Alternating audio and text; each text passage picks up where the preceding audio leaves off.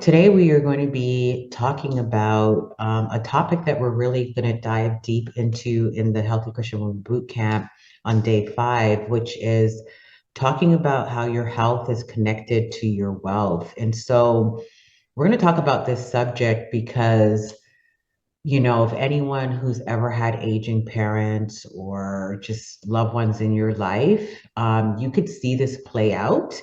And it's something that you also, too, as you're aging, have to kind of consider, what are the financial impacts beyond, there's so many other impacts, there's social, there's emotional, there's spiritual, but we're just talking today, what are the financial impacts of, you know, having chronic health diseases in our older ages, and how does that play itself out? And so we're going to talk about that today.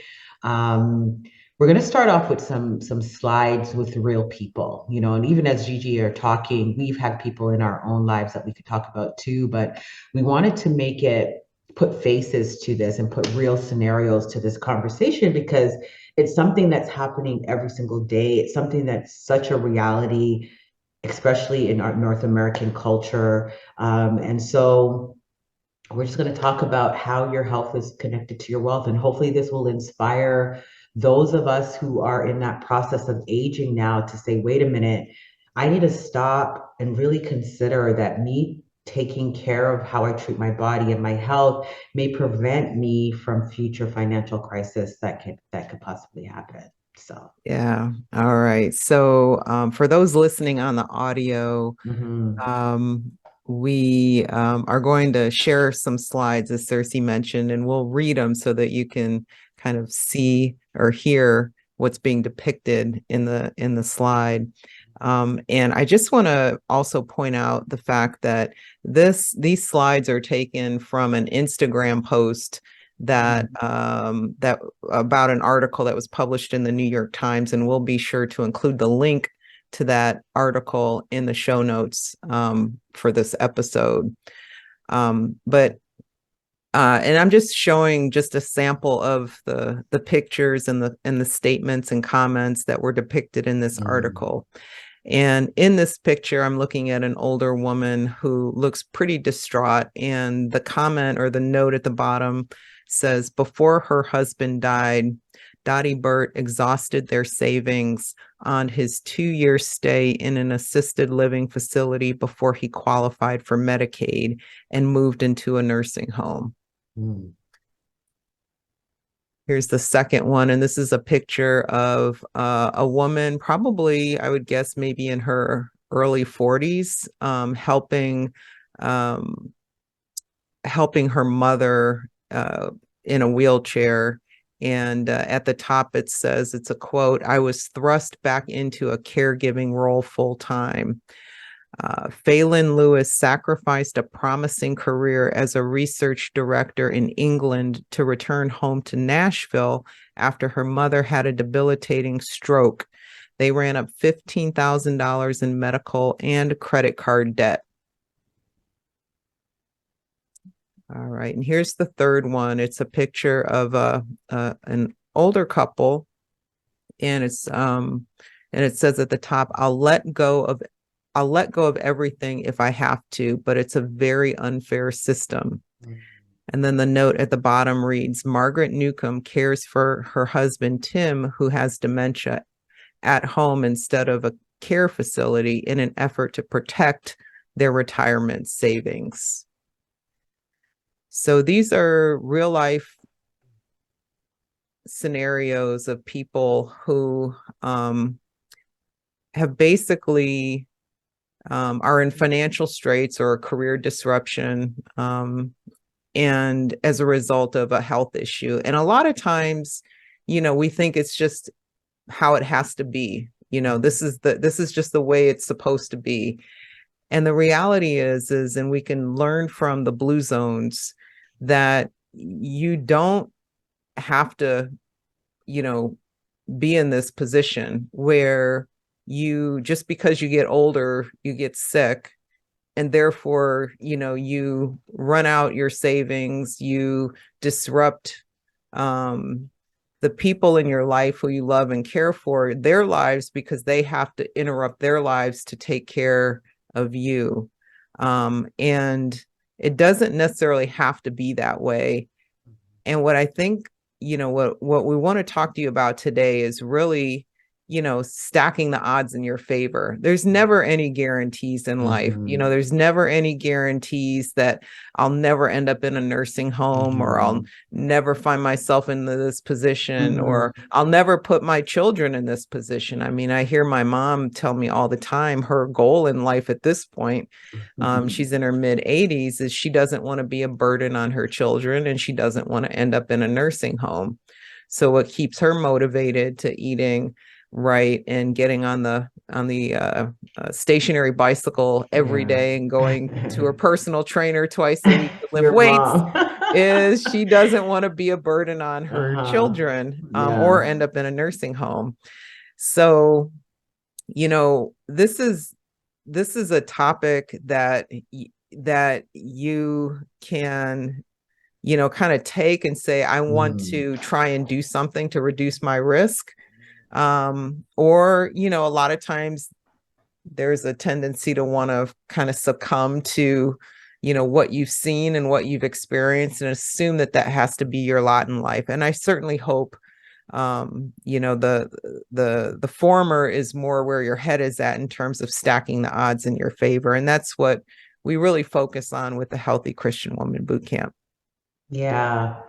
And I think part of it too is not so much, I think it's not so much that a lot of people do think, okay, that's my lot in life. I'm going to go that direction. But I think there's another camp, which I think a lot of people fall into, is it's just not going to happen to me.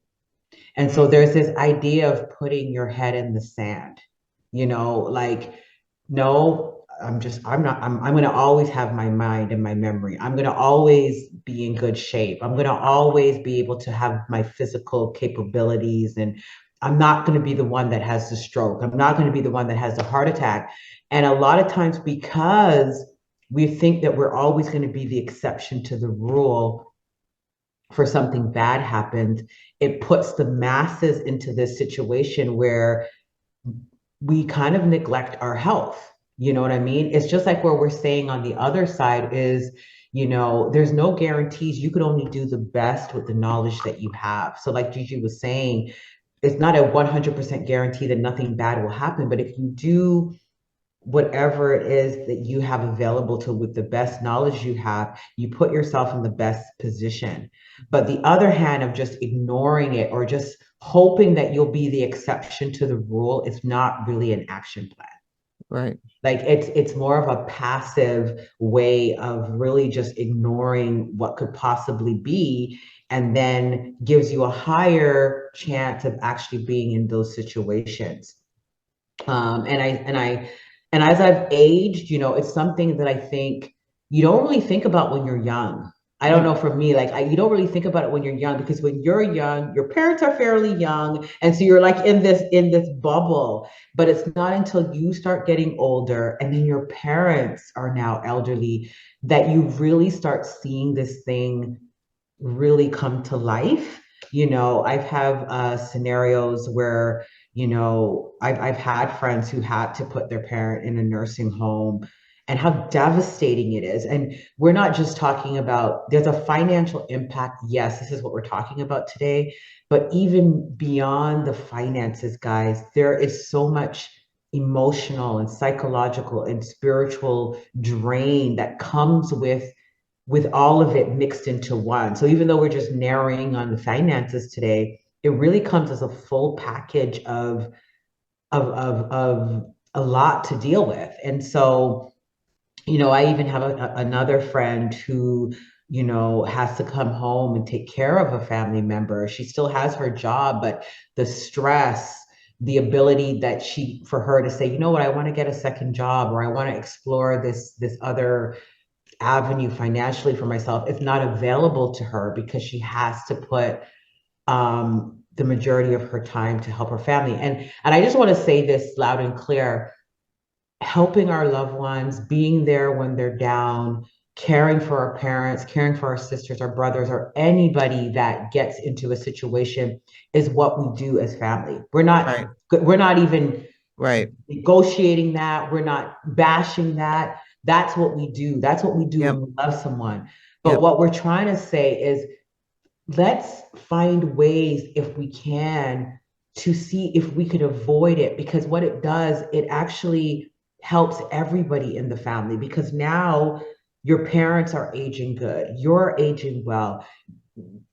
You know, we don't really have, we could actually age well together instead of being in a crisis after crisis. And that's what health does to families. Poor health, it creates crisis after crisis, and just creates this period of uncertainty financially, emotionally, and it could be a very rough time. And so what we're saying is taking care of our health can actually prevent that and create a smoother transition into our older years for the entire family.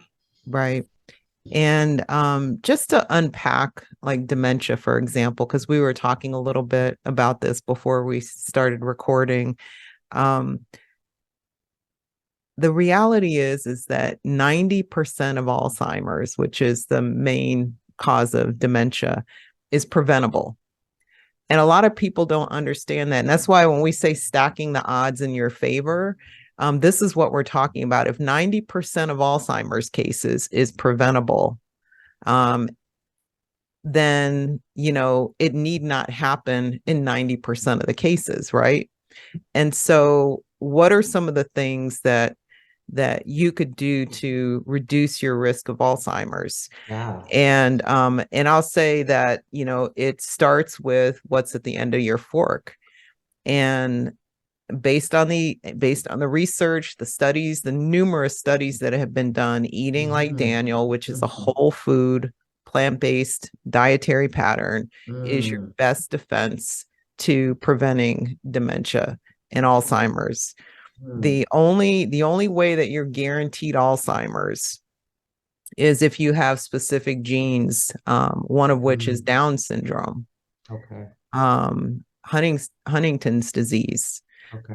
Now, there is an ApoE4 allele, which significantly increases your risk, but Mhm. still you can slow The the process. process of getting to that point significantly through lifestyle techniques.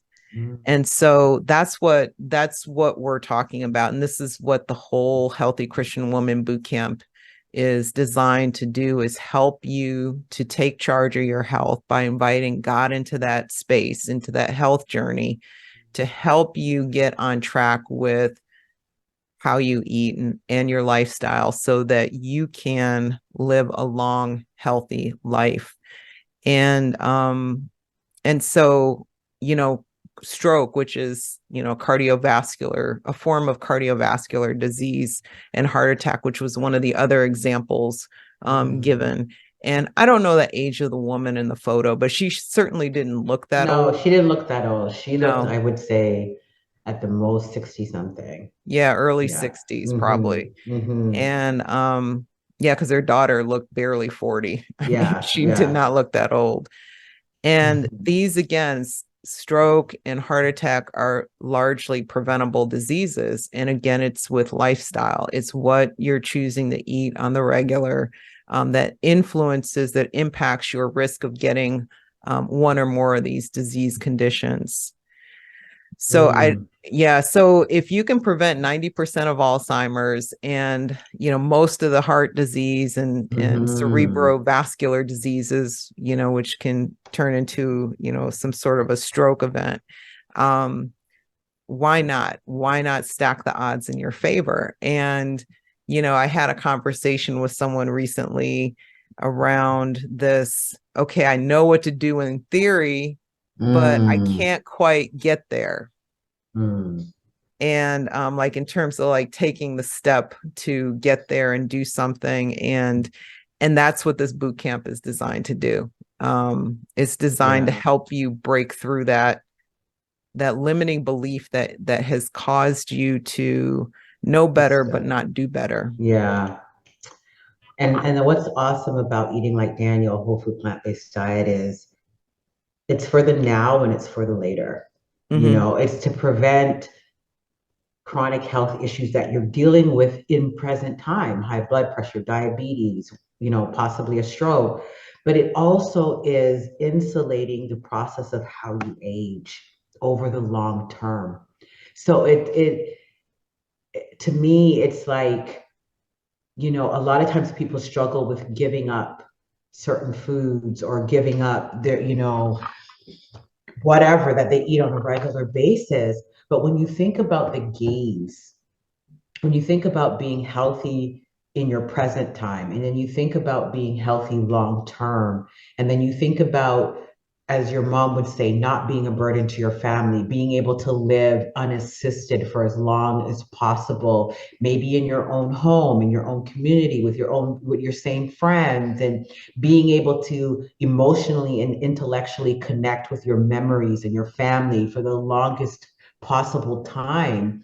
Because remember, when you have some of the dementias and stuff, it actually robs you from the memories and the life that you've worked so hard to get to that point. And even for your children and your grandchildren, if you have them, or just your family.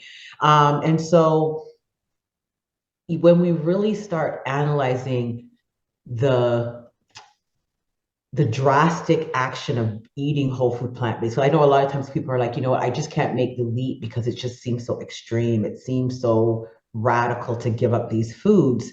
When you look at what you're actually getting, to me, it's just not, it shouldn't be that much of a debate. But I think a lot of times we're not counting the costs. We're really not saying, well, this is going to get me this. We're just living and hoping for the best. And I think that's where, you know, there's room to really grow, because if we're just living and just doing whatever we want and hoping for whatever outcome instead of being intentional, especially when you know that, God is giving you this information. He's provided plants and foods and things in the nature to kind of sustain us. And for us to ignore it, I don't know. It's just, Yeah. Well, it's yeah. hard, for to give up your vice, especially Mhm. if you're on autopilot and you find that vice to provide you some sort of emotional Yeah. comfort, Yeah. through the Yeah. stress of life. And what happens is it's so temporary, that it not only doesn't help the problem, whatever problem Hmm. or problems you're Yeah. facing, that you're using food to kind of self-medicate, but it's making it worse. It's making it slowly, just making it worse and worse and worse. Yeah. And so, we could get off on a tangent. Tangent here. We got to keep it financial, keep it Yeah, financial. But guys, even just the idea that we work for our lives, and like I think it was the first slide, and to have all your savings, everything that you've worked for, the sweat and the blood, to be drained out and be tied up in a medical system that in many cases is not set up for you to win. Like that first slide that talks about they had to wait 2 years before Medicaid kicked in, and there's always going to be some, politics around healthcare and healthcare systems, right? It's not designed necessarily for you to get the best out of it half the time. And so for you to have to use your savings, for you to be, all of that money that you work is going to go into to that, you didn't get to travel with it, you didn't get to pass it on to your grandchildren, you didn't get to probably do the things with some of the, or even just live the way you wanted to live in your Mhm. own place, maybe gardening, maybe going out with friends, just whatever it is you envisioned your retirement or your later life to be, gets robbed. And I think that's really what we're talking about. When we're talking about the money, it's, yes, it's money, but it's the freedom. It's what that money was going to do for you when you envisioned your life, and what it's actually doing when it gets sucked into a system, and then you get sucked into a nursing care system, and quality of care, and you're away from your community, and you're away from your friends and family. And there's so many statistics about when, parents or people go into nursing homes, you know, the visitate, like, you know, the same connections that you had to your community go down. Hmm. There's just so much implications to that. And I think we all want to live as healthy as we can for the longest time. I just think people didn't realize that it has to do with what you do in your younger years so that you could reap the older years. Right. You know, it really comes down to that. Yeah. So your health being connected to your financial wealth Mm-hmm. is very visible when you're talking about, you know, medical expenses later on, and Mm-hmm. being a caregiver to people in your Mm-hmm. family later on, and how that can be disruptive to a career. A lot of times, we will think about, like when we're just starting our off in our career Mm-hmm. endeavors, we're working hard. We graduate from college and we're working hard and trying to, work our way up the ladder and grow our Mm-hmm. career, and then it gets interrupted, Mm-hmm. by a family health event and Mm-hmm. all the sacrificing that, you did to put your kid through college and to help Mm-hmm. them, get a good education so that they can have an independent, successful life, Mm-hmm. gets disrupted, Yeah. by a chronic illness, that, and again, largely preventable. um, there's also just the fact of, even if you're not in that place where you have an older parent, elderly parent or somebody Mm-hmm. in that kind of situation, but for your own health, Mm. and you've got medical expenses, um, to deal with that chronic illness, and then reduced work productivity, that too can Mm. also affect your career prospects, because, Mm-hmm. you're having to go get um, exams and tests and medications and all those things that, and then the side effects of those medications that can disrupt your focus and your attention, to doing well at work and growing your career. So there are things that, from a career standpoint, it's disruptive both in terms of your own physical body and your ability to show up, Mm-hmm. as your best self because of a chronic illness. And then also in terms of disruptions, in terms of a caregiving scenario of you helping a loved one out and having your career disrupted, as a result of that. So, and I would just say too, Sersie, I love the point you made about, you save up this money, you want to travel, you want to do Mm-hmm. these things, you want to leave it to your kids or your grandkids, but then Mm-hmm. it gets depleted, Mm-hmm. in a system that's not necessarily designed to work for Mm-hmm. us. Mm-hmm. And, is it really worth it? Is Mm-hmm. eating those toxic foods really worth, Yeah. um, you know, going down the lane that will lead to that scenario? And I will say no, it's not worth it. Yeah.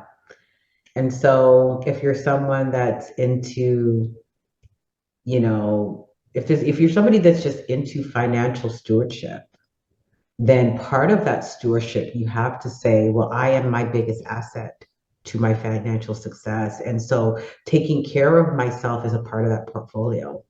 But I think a lot of times we exclude ourselves and we're talking about, you know, where could I put my money, stocks, this, that. But part of that portfolio needs to be, I need to be healthy so that I don't deplete what I've just worked for later Right. on in life on health bills, or not even being able to live my full life, you know, getting cut off by a stroke, or the number one cause of death is heart disease, being cut even early from even being able to even begin the process of your fruits of your labor. And so there's so much dynamics to it, and and, that, and yeah. let's pivot a little bit and talk Mm-hmm. about, like, your spiritual health, Mm-hmm. and how it, you know an unhealthy lifestyle, there's the financial piece, Mm-hmm. as far as the kingdom of God goes, in Mm-hmm. terms of giving and Mm-hmm. serving. And I know, we'll get into this more in the boot Mm-hmm. camp, Yeah. but let's just give what are some things, Sersie, from through your lens that you feel people need to know about in terms of, just being good stewards from a financial giving standpoint? Well, it's the same concept, if we're giving our money to a medical system, or if we're giving money, if it's being drained from bills on the medical, it does limit the amount of that you can give, right? So you may have projects that God has given you and says, you know what, I want you to sow into this. There's so many things that God is calling us all to participate in. But if you're not going to have the flexibility to say, you know what, I want to give to this, or I want to give to that ministry, because your money's being drained in a healthcare system. And so that is also, again, like we talk about it from just the purpose piece of, draining your purpose, but it's the same thing, because part of our purpose is to sow, is to give, is to take care of the needy, is to do all of those things. But if our money is being drained because we're not well, then there's not going to be money to give to God's projects and God's mission in the earth too. So there, being financially stable it seeps into every area of your life, right? Um, and here's another piece too, is even getting into financial debt. That's a whole nother thing. It's one thing to use your savings and you're like, well, I had the money and I used it. But a lot of people are also getting into financial debt because of their health.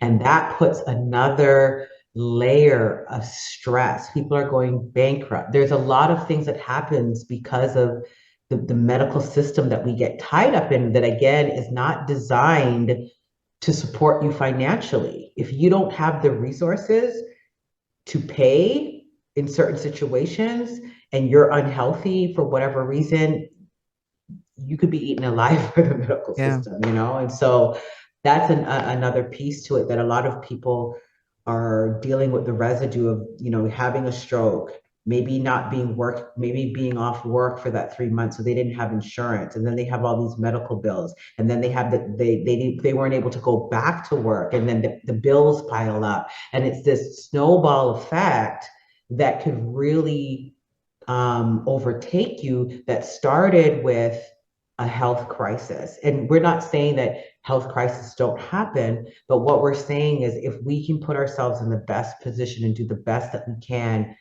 perhaps we can prevent a lot of the health crises that are happening in this country. Yeah. Yep. Yeah. So we hope that we covered how your physical health is connected to your financial wealth. And Sersie, Mhm.